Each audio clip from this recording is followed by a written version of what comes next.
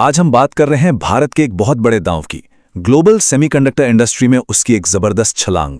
और सुनिए, ये सिर्फ टेक्नोलॉजी की बात नहीं है, नहीं, ये एक ऐसा कदम है जो दुनिया की जियोपॉलिटिक्स को, मतलब पूरी तस्वीर को ही बदल कर रख सकता है। तो चलिए देखते हैं कि भारत इस हाई स्टेक्स गेम में कैसे अपने पत्ते चल रहा है। अब सवाल ये उठता है कि ये छोटे छोटे चिप्स, इनसे इतनी बड़ी जियोपॉलिटिकल लहरें आखिर उठती क्यों हैं? मतलब कैसे हो सकता है कि इतनी छोटी सी चीज ग्लोबल पावर्स के बीच इतना बड़ा टेंशन खड़ा कर दे? इसका जवाब छिपा है स्केल में, इसके आकार में। भारत की इस बड़ी एम्बिशन के पीछे की आर्थिक ताकत देखिए जरा। 2023 में ये मार्केट थी करीब $38 बिलियन की, और अनुमान है कि 2030 तक ये लगभग 3 गुना होकर $110 बिलियन तक पहुंच जाएगी। ये बहुत बड़ा मौका है और यही वो ताकत है जो इस पूरे मिशन को चला रही है। तो भारत आखिर कौन सी ग्लोबल प्रॉब्लम को सॉल्व करने की कोशिश कर रहा है? देखिए, ये एक ऐसी कमजोरी है, एक ऐसी वल्नरेबिलिटी जो दुनिया भर की इकोनॉमीज पर असर डालती है। अच्छा, पहले ये समझ लेते हैं कि सेमीकंडक्टर आखिर हैं क्या। एकदम सीधे शब्दों में कहूं तो ये हमारे हर इलेक्ट्रॉनिक गैजेट का दिमाग है। हमारे फोन से लेकर हमारी कार तक, और यहां तक कि डिफेंस सिस्टम्स में भी। इनके बिना हमारी मॉडर्न दुनिया सचमुच लिटरली रुक जाएगी। तो प्रॉब्लम की जड़ क्या है? वो ये है, आज दुनिया के 60% से भी ज्यादा सेमीकंडक्टर्स सिर्फ एक जगह बनते हैं, ताइवान। जरा सोचिए, ये एक चौंकाने वाला कॉन्सेंट्रेशन है। मतलब पूरी दुनिया सिर्फ एक जियोपॉलिटिकल हॉटस्पॉट पर डिपेंडेंट है। और बात यहीं खत्म नहीं होती। जब हम सबसे एडवांस्ड, सबसे पावरफुल चिप्स की बात करते हैं ना, तो ये आंकड़ा बढ़कर 90% हो जाता है। 90%। इसका सीधा मतलब यह है कि पूरी दुनिया अपनी सबसे क्रिटिकल टेक्नोलॉजी के लिए सिर्फ एक आइलैंड पर निर्भर है। ये एक बहुत बहुत बड़ा जियोपॉलिटिकल रिस्क है। तो इस ग्लोबल रिस्क का भारत का जवाब क्या है?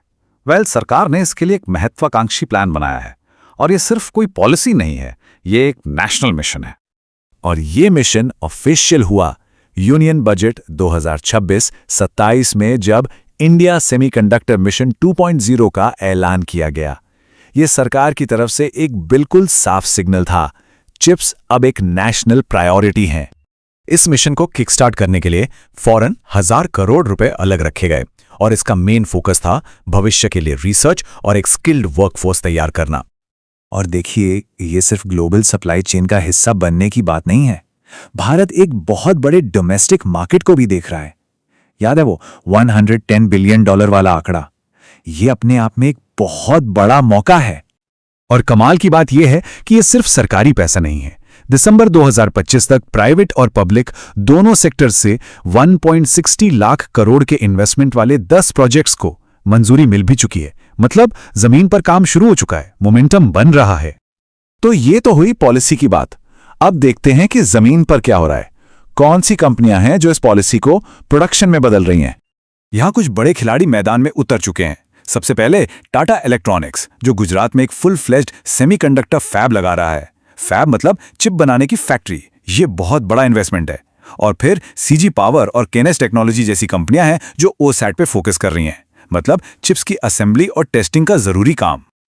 देखिए, ये सिर्फ चिप बनाने की बात नहीं है, बल्कि पूरी की पूरी वैल्यू चेन बनाने की बात है। पहला स्टेप है डिजाइन, जहां चिप्स का खाका तैयार होता है।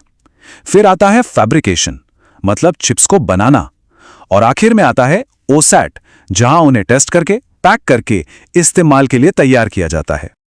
और एक्सपर्ट्स भी इसको लेकर काफी पॉजिटिव हैं। जैसे दिवम शर्मा का कहना है कि ये कोई एक बार का ऐलान नहीं है, ये एक लॉन्ग टर्म स्ट्रैटेजी है, और मार्केट ऐसी ही मल्टी ईयर स्ट्रैटेजीज को रिवॉर्ड देता है, जिससे इन्वेस्टर्स का भरोसा बढ़ता है। लेकिन क्या ये सब इतना आसान है? जाहिर है नहीं। हर बड़ी महत्वाकांक्षा के साथ बड़ी चुनौतियां भी आती हैं। तो चलिए जरा अवसरों और चुनौतियों दोनों को तौलते हैं। तो तस्वीर कुछ ऐसी है। एक तरफ मौके बहुत बड़े हैं, मार्केट तेजी से बढ़ रहा है, सरकार का पूरा सपोर्ट है, और दुनिया भी सप्लाई चेन को डाइवर्सिफाई करना चाहती है। लेकिन दूसरी तरफ रिस्क भी हैं। जो ग्लोबल प्लेयर्स पहले से ही मार्केट में हैं, उनसे तगड़ा कंपटीशन है, बहुत ज़्यादा पैसा चाहिए, और इन बड़े बड़े प्रोजेक्ट्स को टाइम पर पूरा करना अपने आप में एक बहुत बड़ी चुनौती है। तो आखिर में सवाल वही है, भारत ने सेमीकंडक्टर्स पर अपना सब कुछ दांव पर लगा दिया है।